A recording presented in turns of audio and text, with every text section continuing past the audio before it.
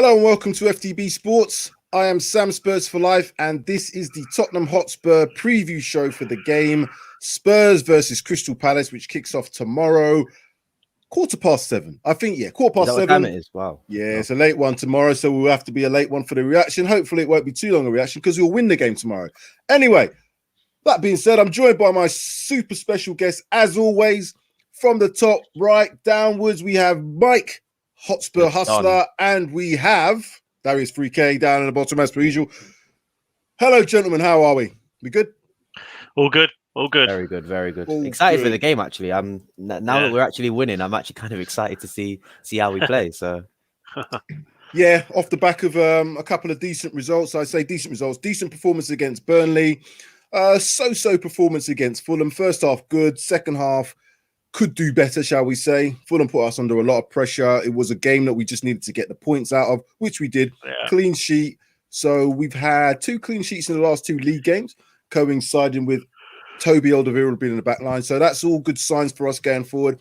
Obviously, with a number of games coming up in the next week, 2 weeks, whatever, it's going to be a test on the squad. So we're going to have to really see how these guys perform in terms of, the physicality of it. But from the previous game, what did you think of the performance, Mike? I think it was a case of just going there, get the points, get out. These places, that get out. Just get out. Yeah, these teams down that neck of the woods, they're not the places that you want to be going to at this time of the year when you want to be pushing for a spot in the top 4.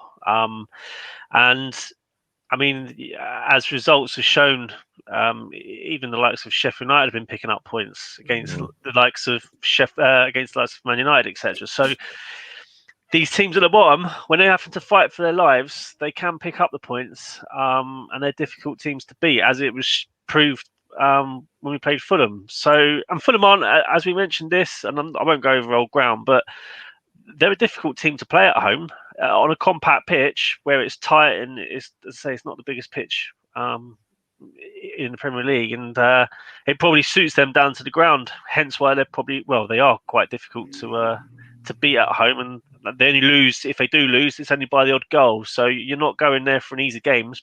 So, in fact, we got the points, got out, kept a clean sheet. Can't argue with that. Good. And I said I was overjoyed with the win. Obviously, we're very critical of performances, but like I said, having played how we did against Burnley, having had the starting 11, I think we would have probably put down on paper and saying is what we wanted in terms of Dele Alli, Bale, and all the rest of it, and then stop winning the game. As I said, that was all important. Darius, did you have any thoughts about the performance himself? Anything different to Mike? To be honest, I think that Fulham are kind of underappreciated, if that makes sense. Not necessarily underrated, but I think they're actually good. I think that if they were to survive in the Premier League this season, I wouldn't be surprised by that, despite the fact that they were so badly behind with West Brom and Sheffield. If they were to get out and survive this, I think they were significantly worse teams in and around that bottom half. I definitely think Newcastle have been much worse than them for the majority of the season. Burnley even don't play a convincing style of football to kind of see them climb up the table. I think they'll survive. I think that's what they're good at. But if Burnley don't have a good start to the season, they don't really play a style of football that's going to lead them to kind of get out of that trap. And I think that with Fulham, they play a style of football, and they have players where they'll work hard, and working hard is like I always say, it's the first thing you need in football. And those players seem like they're playing for Scott Parker, and they really want to try and survive this. They had the likes of Jamie Carragher mocking them, really and truly, saying that they're not going to get out of this. So it'll be a great thing for them to prove. I think winning 1-0 against Fulham, yes, they're 17th, 18th in the league, but I think we have to take into account I think they're actually a pretty good team, and I think that I'm happy with winning. That's it, to be honest. I don't really mind the performance because, like I said, the team aren't that bad, or maybe playing against us, they're not that bad. So that's the only thing I have to add on to that is, for me, the win is the main thing, and I was over the moon that we won the game, bearing in mind that it's an 18th place team. I was just over the moon that we got the points and we can move on to this game, Crystal Palace, where it's going to be a much different approach. I think they're not going to be as intense as Fulham, so we could potentially see a different game pan out this. So Sunday. what I've put up is the stats from the last game, obviously against Fulham, which kind of pans out to some of the things you both have been saying in terms of Fulham being a decent team. Possession wise, they were very, very good on the ball. As I said, I like the way that they tried to build up everything from the back. First half, we kind of caught them out with it. Second half, they adapted and they managed to be able to play out from the back, whether that was due to a bit of fatigue from us having pressed a lot in the first half and then a couple of personnel changes. But 11 shots to 9, 3 shots to them, 2 on target to us. You know, that bears out to be a close game. And it was. Fulham played well. They probably deserve to win the game. I would probably say in that second half, I think that second half was really poor from us. I don't know about you guys, but I thought it was awful. I look back at the second half, and this is gonna not sound controversial, but I think it's a factor. I don't think Harry Kane's been playing at the top of his form in the last 2 to 3 games, if I'm honest with you. No. He had some gilt-edged chances in this game against Fulham. He had some gilt-edged chances against the game in Burnley. Now, the Burnley game, obviously, with the result and Gareth Bale taking all the plaudits from that, you can kind of let that slide under. But, you know, his shot ratio in terms of that shots on target has dropped slightly. And this is kind of borne out in the fact that, you know, it was only a 1-0 performance, albeit an own goal. I would like to give that to Dele Alli. Yeah, he deserves that. Looking at those stats, Mike, is there anything that we need to prove on from a Spurs perspective for the next game against Palace? I mean, there's always areas for improvement, isn't there? But I'm not going to take too much in terms of negativity away from that game. I think Fulham had no choice but to come at us in that second half like they did. So I don't think, regardless of who they're playing against, I think Fulham would have done that regardless, and probably would have got the stats that they've got there. I think they would have had them probably. Albeit maybe Man City, I think against most of the other teams in the league, they probably would have hit those sort of stats in the second half. And I mean, you could always argue that you'd like less shots on goal. You could argue that you'd like better possession stats, but again, as I say, you're playing against a team that's fighting relegation. So I think you've just got to take it with a bit of a pinch of salt as to sort of how Fulham have come against us and how we've performed against them. The fact that we were bombarded in the second half and we kept a clean sheet, I think that speaks volumes itself, especially when that wasn't our strongest back line. Well, I'm going to put the starting 11 up from that game, and you both can comment on the players and what you think of some of the individual performances. Doherty, backline of Doherty, Sanchez, Alderweireld and Davis. When I saw the initial lineup, I was like, yeah, I'm liking that front 4, obviously liking the middle 2. It was then a case of Matt Doherty, Ben Davies. Is that going to change our approach of attack? Which it did, to be fair. Ben Davies wasn't as attacking as, say, Reguilon was, although he was getting up and down a bit more than I've seen him in recent games. There was a bit of conflicting. I didn't really think Doherty played fantastically well. He was okay. He was good. Jose, whether or not it's a bit of, you know, Jose management or Jose psychology, seemed to think Doherty played fantastically well. What's your thoughts on? Yeah, that's what he said in his post-match. What's your thoughts on this actual starting 11 in terms of how you thought they did? I think it's perfect from the midfield onwards. I think that's probably the best approach we can take, attacking wise, from the midfield onwards. I think Ali could probably be switched with Lucas or Lamela partway through the game, but as a starting lineup, the midfield onwards, I think is how we should approach. If we're basically trying to play our best team, it should be that. Plus fullbacks. Yeah, basically. I was gonna try and chat shit about number 6, but I don't really think I can, and I don't think I should, because I don't think it's fair on him. He's had 2 pretty good games, probably the best centre back in terms of winning tackles and last ditch tackles. He's been doing that pretty well. So, but again, is that as a result of Alderweireld being in the team for 2 games? So it's going to be interesting. Actually, I think Sanchez is going to probably keep his position. I think Alderweireld is going to be dropped solely because I don't think 3 games for Alderweireld, given the fact that we've got 2 important games next week, is really the smartest thing to do. And I think that one of Davis or Doherty will keep their place. It's just against opposition like Crystal Palace, where we'll dominate the ball. Obviously, they're going to play very, very deep, but it's that counter-attacking. That's Doherty versus Eze scares me, and I don't know if if we should potentially play a stronger defense and maybe Well, less going forward or yeah. stronger. I don't know. We are going to get into this the predicted lineup, but in terms of these players here, is there anybody there that you think is now, apart from obviously the obvious that we know about, and this is obviously theoretical, and I'm more looking at the back line. Is there any in that back line, more so about the fullbacks that kind of did enough to cement a place, or at least prove that, you know, they're capable deputies of coming in? And I'm talking more about Doherty and Davis here. I think, to be fair, in all honesty, I think they did enough to show that they can be capable deputies. I mean, the back line kept a clean sheet, so and it was, as I say, for 45 minutes we were being bombarded, and you could argue that Doherty may have, I don't know, the moments of lapse of concentration, but he was solid enough, and I think, as I say, I think they've done what they needed to do to show that they are capable and can be capable. Davis, we know, is capable, so there's no question marks about him as a deputy for Reggie. But Davis, like you said, Davis is just neat and tidy. He's just neat, and as a deputy, that's all you want. You can't have two world-class fullbacks, because two world-class left backs, because one of them won't be happy, and then trying to sort of keep the other one happy, rotation, etc. You know it. You want to be playing every week, and exactly. In the grand scheme of things, if you've got a class left back, that's cool.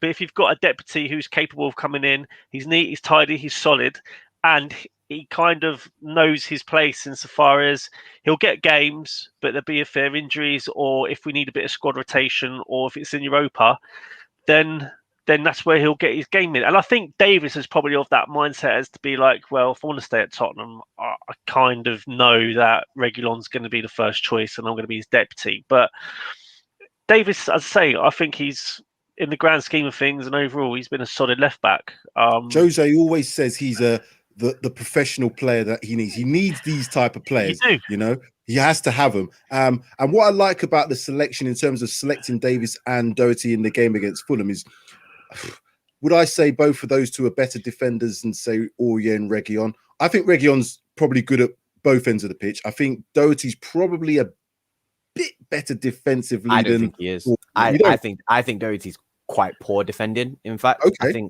I think that's the issue with me. I think Doherty was known at Wolves, and if you actually ask a few Wolves fans as well, Doherty is known for his attacking skills, his skill set.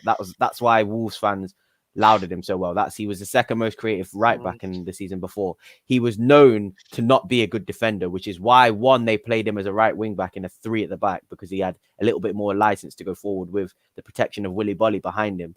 I don't think, and I've seen Doherty play, he's 1v1, and when players are running at him, he's not a good defender, and that's what kind of makes me think he's just not good enough, because he's not showing his Wolves talents going forward as well. So if he's not showing that attacking impetus going forward and he's not the best defender, I just don't really see what he brings to the team. Whereas with Davis, it's more so I can see Davis bringing, it's kind of like Wan-Bissaka, where he's a defensive fullback and he could also play as a left centre. I think he's better as a left centre back in a 3. I think he would be better as that. If we were playing 3 at the back and he was a left-sided centre back, I think he'd be playing better as that. I know we've given Doherty a bit of a hard time. We've got to admit, he's coming from another team, a different style, different approach to games. It's probably more pressure now playing for Spurs. Definitely more pressure being applied by Jose. You can see that every time Doherty loses the ball, does something wrong, he's got that sheepish kind of look. He's always looking towards the bench. There's no fans in the stadium, so every word can be heard by the manager. Even negative comments would probably be heard. So that's not going to help him become that player that we might want. What I look at it as being, in a game where you've got a team like Fulham who are more attacking than, say, Palace would be in, you probably need better defenders. And that's why I was pointing out the fact about Aurier and Doherty. I think they're very comparable in terms of defensive skills.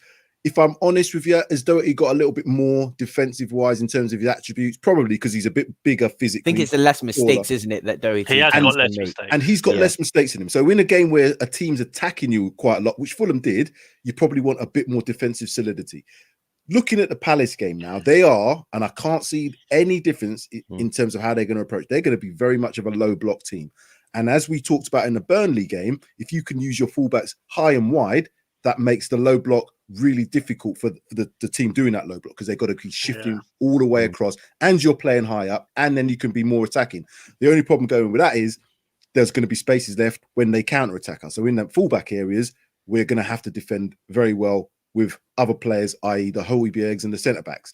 That's how I think the selection may now be possibly, looked at. So this is what I'm going to bring up for you guys, and you guys can tell me what you think of this predicted lineup and where you think there might be changes or don't necessarily agree with that lineup at all. So, Mike, what's your thoughts on this as a predicted for the Palace game? Not a chance, mate. I knew it would be controversial, but I thought I'd throw it up anyway because I knew that someone was going to say that. Let's stay in that back four. Oh my days! I know, but right, I'm just saying. To be fair, the back four is not too bad. However, the wing back, the full backs I'd keep, as in like Aurier and Reguilon for the Crystal Palace game. Dyer, I would say for Thursday, and I'd have Toby in there. In fact, I'd probably keep the centre back pairing as Toby and Sanchez, because I don't think because you could play Sanchez and Dyer Thursday, give Toby that break during midweek, and then have him fit for Sunday. I tell you what, again, it's the same with the centre midfield. Our friend Mr. 17, Mr. Sissoko in there. Uncle Sissoko. I don't know. I'd be more tempted to go with Ndombele and Højbjerg. I know they've played a lot of games, but my thought process would be give them the rest during midweek. And if I was going to rest anyone from Thursday's game, it could be, and it is controversial, but it could be Kane. Just because I didn't think he could run in the second half. I thought he looked absolutely knackered. He did look knackered, and that's what I'm saying. Player fatigue is going to come into play. And so, I don't think if Kane plays tomorrow, I don't think he plays Thursday, in my opinion. No. Son's the other one. Son's the other one who's played a lot of games, and we just can't keep playing these players and expect them to perform. This is the reason why I think Kane's levels have dropped, even though it's dropped slightly, and we're looking at Kane as being obviously our best striker, our best goal scorer, assist-wise as well. When he drops his levels slightly, I think it can only be down to fatigue, because he's such a consistent player for us. And he still scores when he's not on form either. So it's not even like it's difficult to say when Kane's not playing well, is it? Because he's, like I said, he's one of those strikers where he'll still score even if he's not playing well. Yeah. Which is why.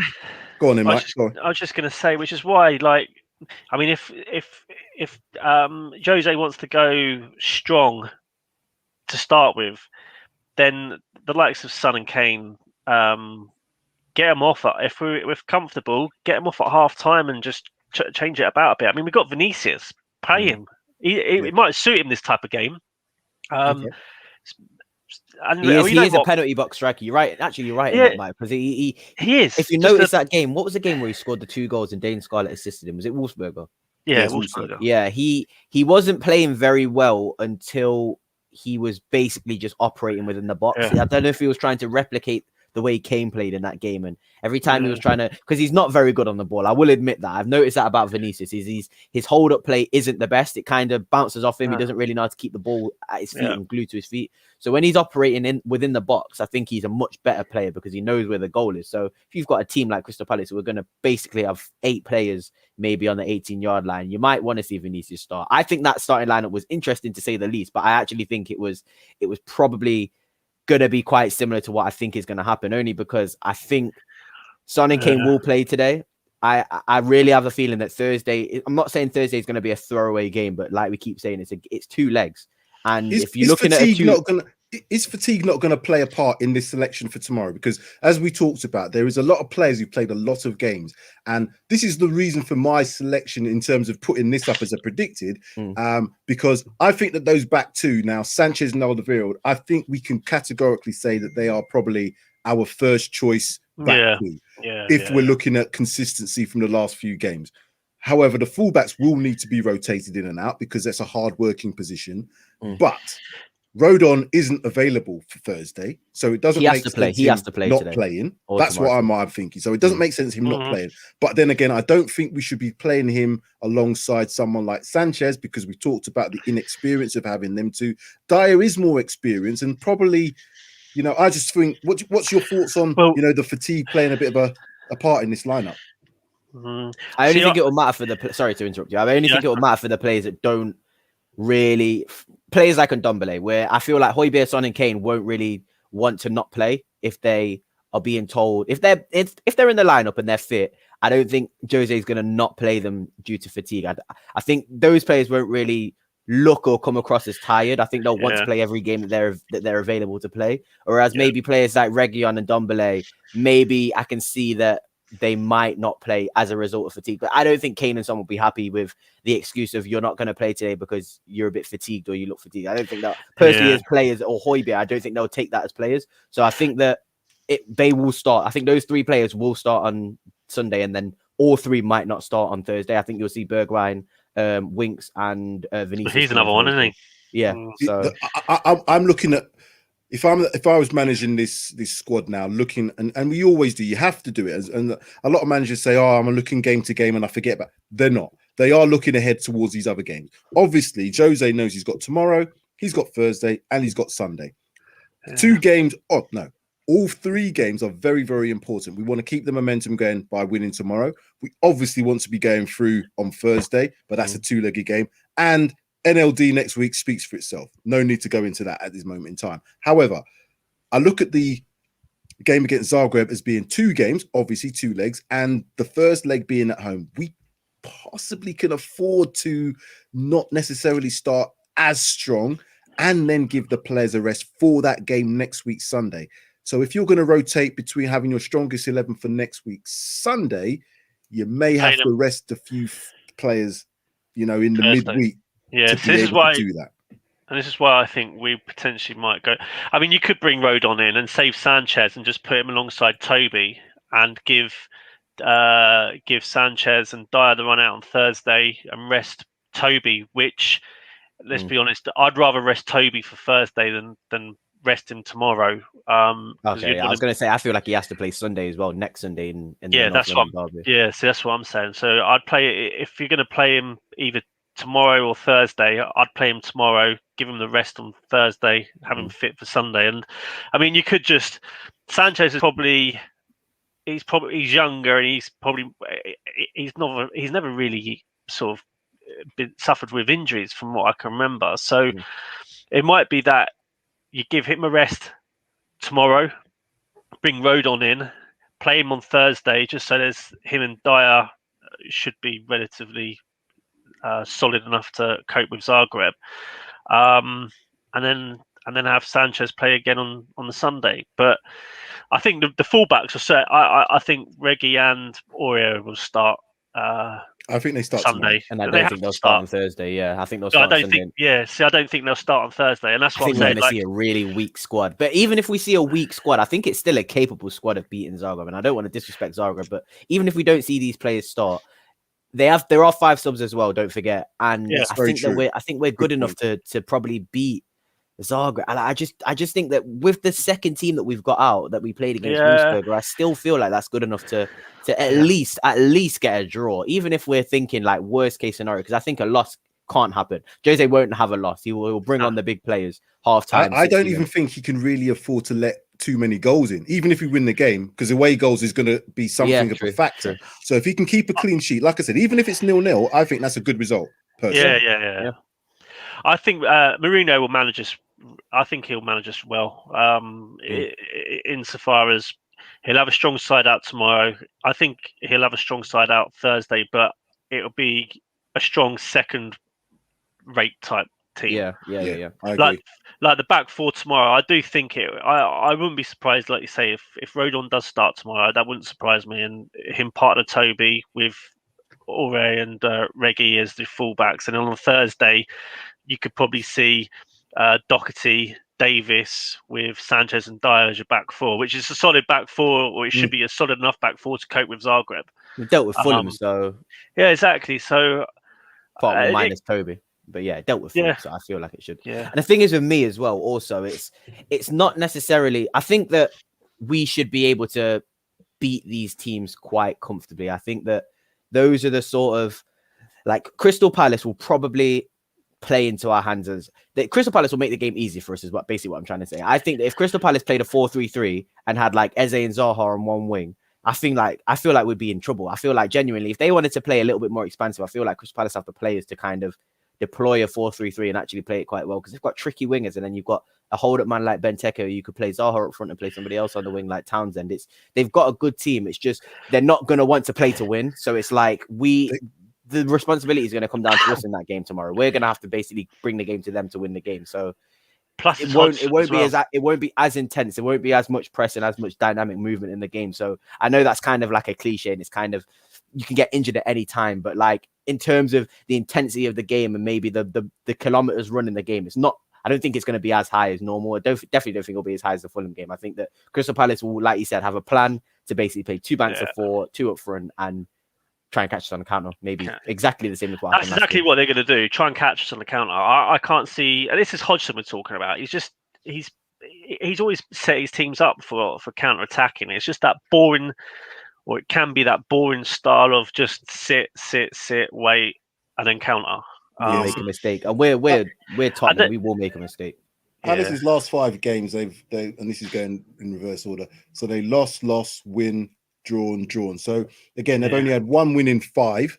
They haven't scored that many in those games. I was going to say, does it show how many goals they scored in those last 5 games? I can look at seeing some of the results. I don't imagine Palace scoring more than 2 goals in a game. So for Palace's, in terms of their fixtures, so the last game that they played, they let's just get the results. It was 0-0 against Man United, which was a boring game. Saw that one; it was horrible. 0-0 against Fulham the game before that, and then it was a 2-1 against Brighton, where they got absolutely battered, and then they scored in I think it was a 90-odd minute. Benteke's kind of like ball came across and he volleyed it in. So they don't go out and really attack. They don't really. They do sit back, but they've got, as you said, Darius, they've got some very good players in that transition, which is, and again, there's talk about Zaha being back for the game tomorrow, which Jose said in his press conference. He's expecting them to be back, and he's expecting them, the keeper, to have a worldie, because they always do against us. But just on the fact about the fatigue, we've also got to remember we've got international games coming up, and this is what Jose kind of had to say about the international break coming up as well, in terms of players being released. In this moment, I don't want to speak. In this moment, I want to see what is going to happen. Do you know, for example, if Argentina Brazil is going to be played in South America, or if it's going to play, for example, in London? I don't know. So there's a few managers that have already started to talk about this whole COVID-related thing and not wanting to release players. But I think it's more a case of they don't want players to play in international games.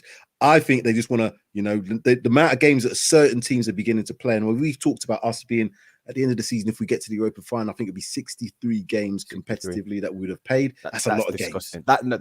That's not even a lot of games. That shouldn't happen. That's a lot of games. Slight on the players' health and potential injuries. It could have 63 games, 63 competitive games. That's not right at all. That's almost 2 seasons.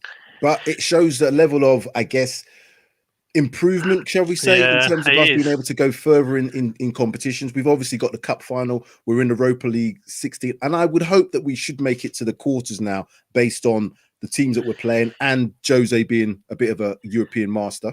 Go on, Mike.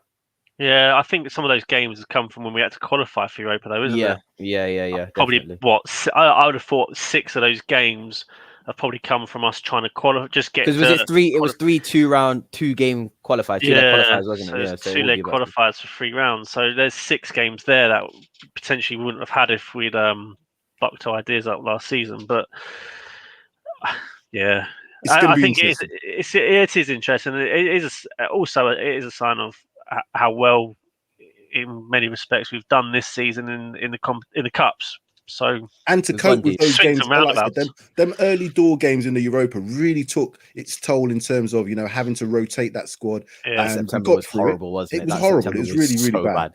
So yeah, I think Jose has done well in that sense, and we have to maintain this by having this rotation with players now. So we're going to have to expect that. I don't think it's going to be any different now. Just a quick one: like, subscribe, share, comment, hit the notification bell. Make sure you get all the updates for all our videos that come up. Plenty of teams out there. Man United, you've got Arsenal, you've also got Liverpool. Look out for the shows. There's plenty of stuff in terms of Premier League reaction shows. Hit the like button.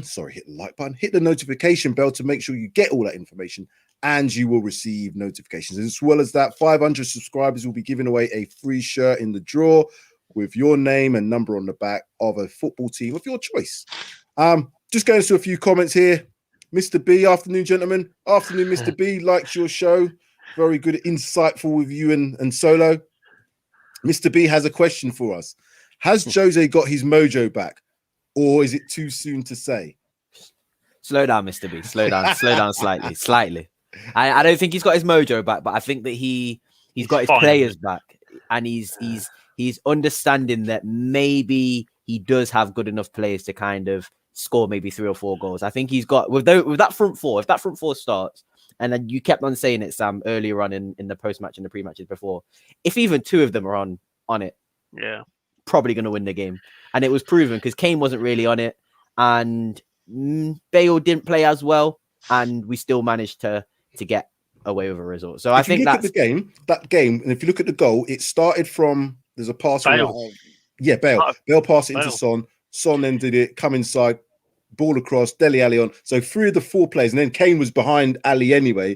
He would have been offside had he touched the ball, had Ali not touched it, and Kane put it away. But those 4 players were all involved in that build-up, and that's what I like to see. You know, them, the front 4, in a sense, you go and do that. So I kind of look at it. Jose has got his mojo back. The reason I say I think he has a little bit is because he's done all the Jose normal stuff. You know, he's taken players out. He's berated them in front of the press. He's made, you know, changes. He's kind of tweaked and twisted and done all this.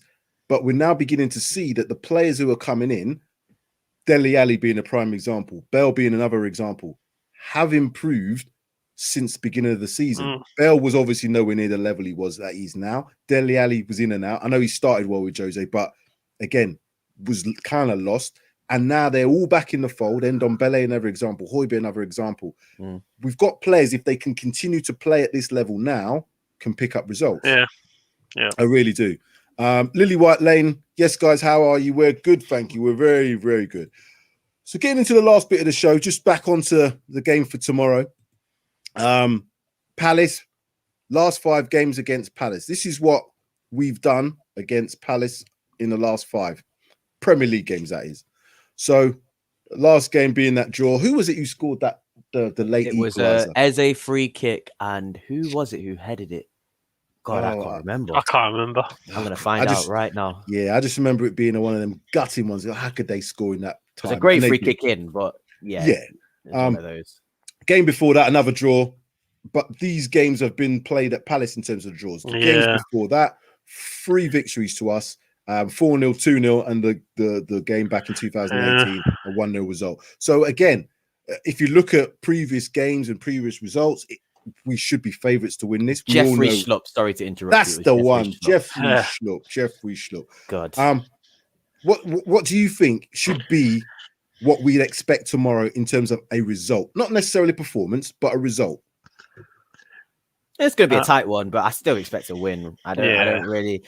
When we play teams like Crystal Palace, like Burnley, and they're not really going to threaten us most of the time, I think that it comes down to individual errors that kind of loses us games. Like if we don't concede a silly free kick from 20 yards out, you don't get yourself in that situation. So with these teams, I don't expect those teams to kind of bring us the challenge. I expect the challenge to come from within us, and we're going to kind of create our own chances and then create our own discrepancies as well. So it's all down to how we decide to play. For me, against teams like this, if we want to really book our ideas up, go out, get a couple goals in the first half and basically shut the game up for the second half, we can do that.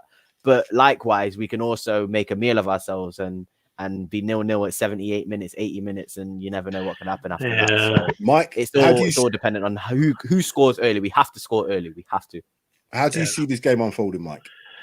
I don't see anything other than a win for us, and I think it will start off very much like we did against Fulham and probably against Burnley, because I think we're starting to build that momentum. And as long as we score, I think if we score first, I do think we can go on to win quite comfortably. Well, I say quite comfortably. It obviously depends on what Crystal Palace team turns up, but they're not that great on the road, are they? So, and especially coming to our place, they're not.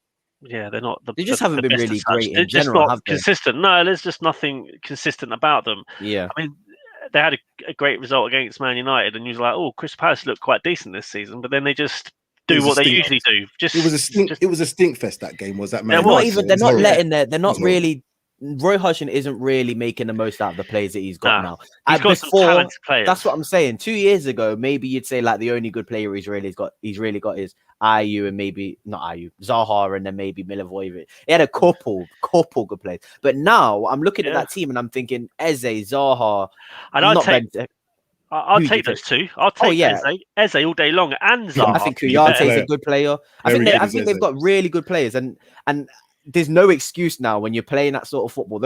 Even those players aren't really going to take. I don't imagine Eze is going to want to stay at Crystal Palace for much longer if Roy Hodgson is going to continue playing like that. But his contract ends at the end of the season, so I think we're going to expect maybe a big change at Crystal Palace come next season. I think they'll probably sign a lot younger players. They'll probably try and go that route that a lot of teams are going now, where they're signing young players. They're trying to play a little bit more attacking. They're kind of trusting in the ability of their teams, because if you look at Aston Villa, they made a couple tweaks. I didn't think they made that many drastic tweaks, but I think they just realize that they're good enough, and I think Jack Grealish kind of brings that confidence to all the players around them, and they play better because they think, you know what, we can actually win this game. I think that's what Crystal Palace lack. I think they go into every game thinking they're probably not going to win, and that's not the best mentality to have when you have talented players like Eze, like Zaha. So it's going to be a challenge, but the challenge will come from us. I think we'll be, if we're going to lose or draw this game, it will be as a result of some sort of Tottenham mistake. I don't think it will be Crystal Palace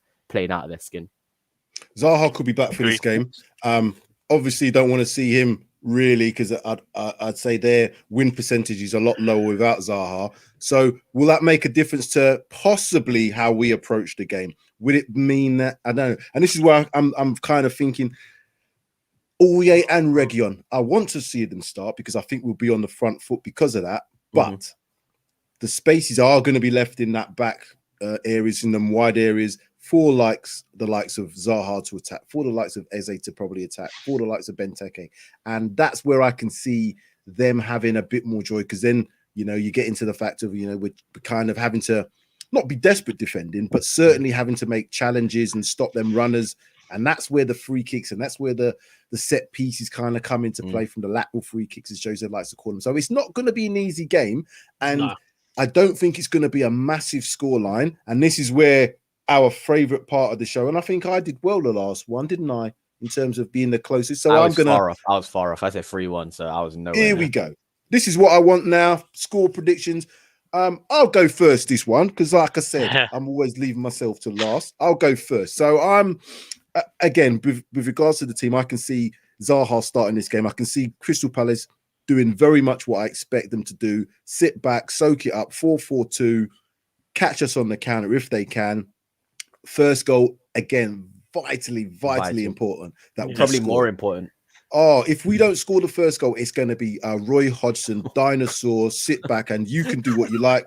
We are not going to break out of here. And that's what it will be. And they will do again, because we'll get more and more desperate, potentially, and then they'll catch us again. So first goal for us is important. And because of that, and again, starting 11, it's a real difficult one. But I'm sneaking a 1-0. I'm sneaking a 1-0 just because I think we'll have a lot of possession. I think we'll have chances, but I think Palace will defend well. But we can, with the players that we have in our lineup, attacking wise, I think we'll get a goal from somewhere. It might even be a source somewhere like, you know, a Lamela or a Moura, you know, because I think they'll detail enough on the likes of Kane and Son if they start. But, you know, Moura, he might pop up. He scored a couple of goals in the last 2 games. So, yeah, I'm going 1-0 Spurs. Who wants next? I have my prediction, so I don't mind going next. I think it's going to be 2-1 Spurs. I think Crystal Palace. I actually think Crystal Palace are going to score first. I don't know what's in my in my heart telling me that, but I've just got that feeling that Crystal Palace will score first. But I think that we will have enough quality and enough intensity to get 2 goals back. I think that it's going to be difficult. It is definitely going to be difficult. I think it'll be more difficult than Fulham, but in a different sense of, if you know what I mean. I think they won't be as attacking, obviously, but I think Spurs find it harder to play against teams that don't attack than they do that attack. And I think that's kind of obvious for us because we're not one of those teams that are really coached to, like we said, to break down low blocks. We're not the team that will have 4 players running off the ball and trying to make runs and 1-2s in between. I don't really see Spurs do that. And that's kind of how you're meant to really break down Crystal Palace. So I think they will score from a set piece, but I think that we will have enough quality to score 2 goals. And yeah, 2-1. If you want prediction for goal scorers, 2-1 is going down on my little Son, notepad. maybe, I don't know, but yeah, 2-1. I think they'll score. I never see Spurs keeping a clean sheet, even though we've kept 3 in the past 3 games. Last 3 games. But nah, I'll never predict a clean sheet with Tottenham. Not when we've got number 6 and Dyer and all. Nah, it all depends on the team never selection. happening. Hotspur Hustler, here we go. What's your thoughts then in terms of the score prediction? And give me a bit of an overview of how you think this game's going to go. I think Crystal Palace will do exactly what we've discussed. I think they'll rock up. It'll be a dinosaur fest, and they'll just sit back and try and catch us on the counter. I don't actually see them scoring. I don't see them scoring. I think we've got momentum, and I think we can build upon that. And on that basis, I am going 2-0. 2-0 Spurs. 2-0. Yeah, and if you want goal scorers, bloody hell. If you want goal scorers, I'm going Mora, and I'm going if Mora plays. If Mora plays, I'm going Mora because he has been scoring, and I'm going to go Kane. So we've got Sam going 1-0, and I'm saying if I'm going to be pushed to Lamella or Mora, I'm actually going to go with Mora as well as the goal scorer. Darius 3K is saying 2-1 to Spurs. Who are you saying your goal scorers potentially? Kane and header from Toby.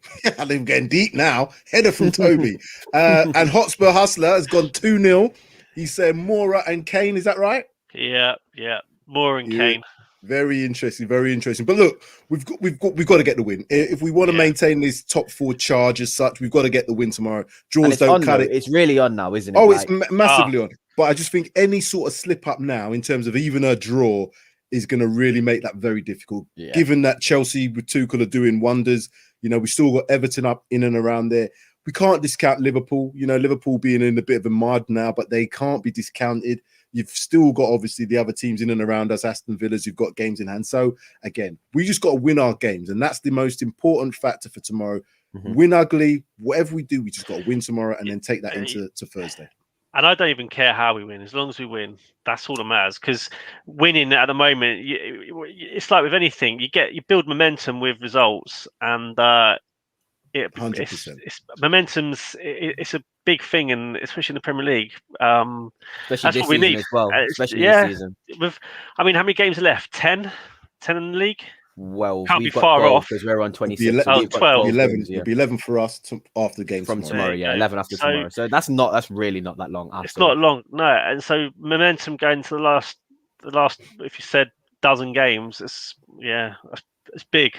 It's big. Yeah, so it's an important weekend, and given the fact, and just in terms of, and this is the other thing as well, with regards to the games that are going to be played tomorrow. Just looking at the fixtures.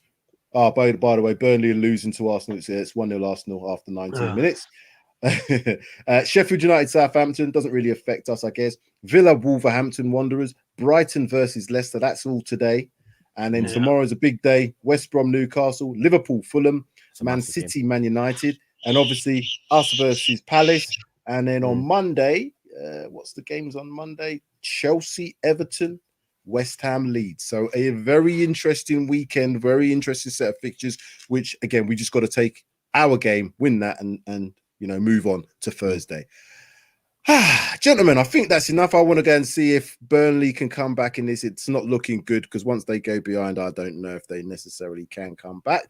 That being said, let's just go and watch and see. Because again, I'll put another shout out to our FTB Arsenal crew. Don't forget, we've got the NLD next week, and I'd like to see if you lot would come on our channel to chat anything about your team if you're brave enough. Let's see if they do. Let's see if they do. Like, subscribe, share, comment, again, notification bell, so get everything FTB related football wise when you do that. Guys, let's hope for the victory tomorrow, and let's enjoy the rest of this evening. And come on, you Spurs. Come on, you Spurs.